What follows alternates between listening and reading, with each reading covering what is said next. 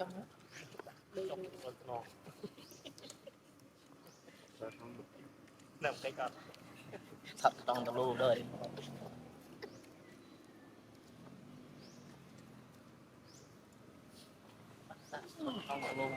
nhưng nó cồn thế là tí gì này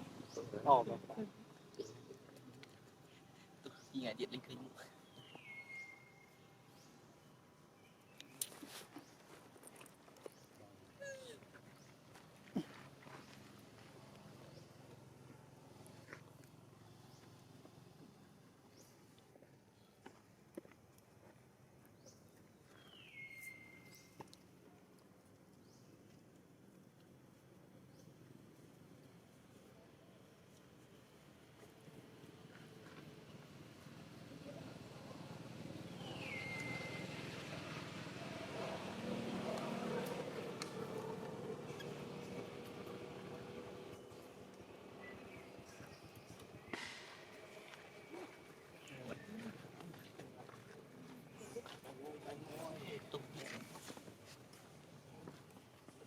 anh Vinh nghe xem nó bởi phì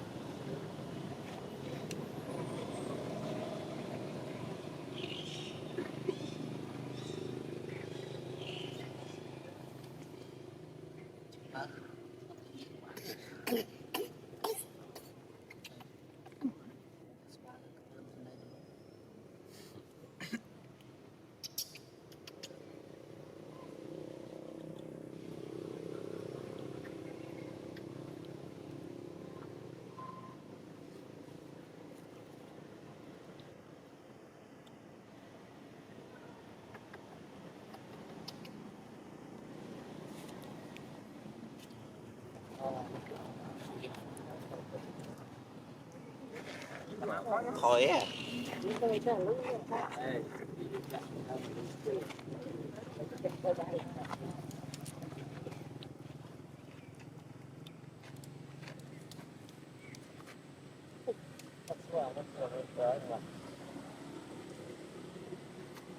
giờ lại tham mấy tiền chứ là đạch ở hết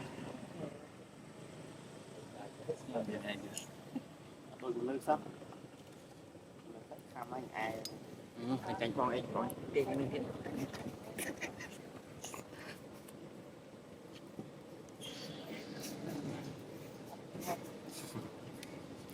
sao nó như thế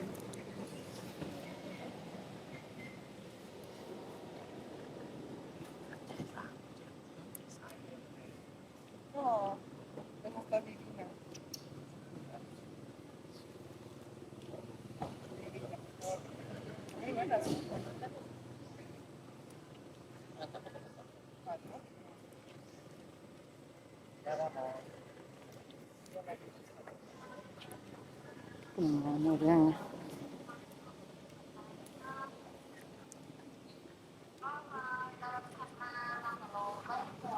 rồi chụp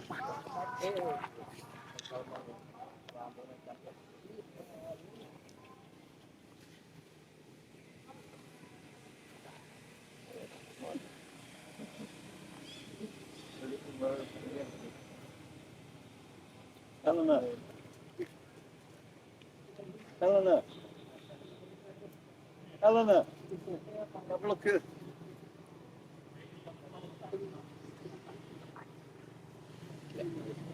Go.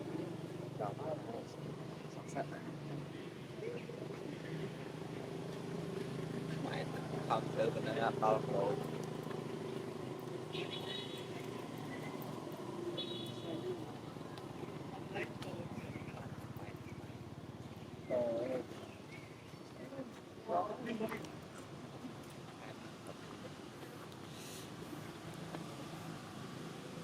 kêu mà không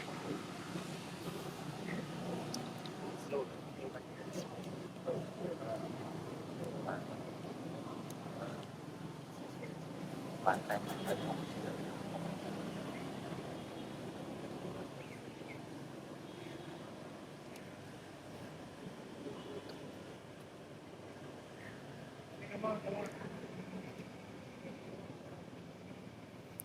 không bắt đầu rồi này.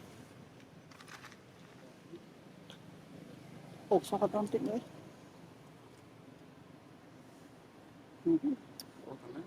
Đâu? Chết khó lắm.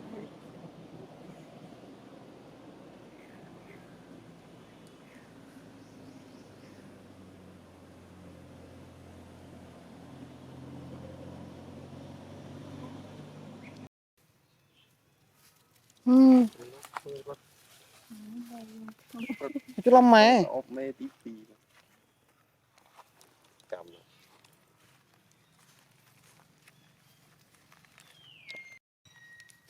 Xin chú tối nào ra. Bắn đi.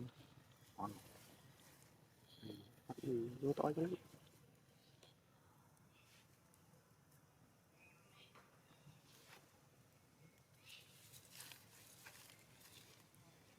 Ngày mình vô tội. Ba tầm mấy sợi. Ba tay che nào. Ba tầm mấy mì. Khi đi oi mì. Để bớt.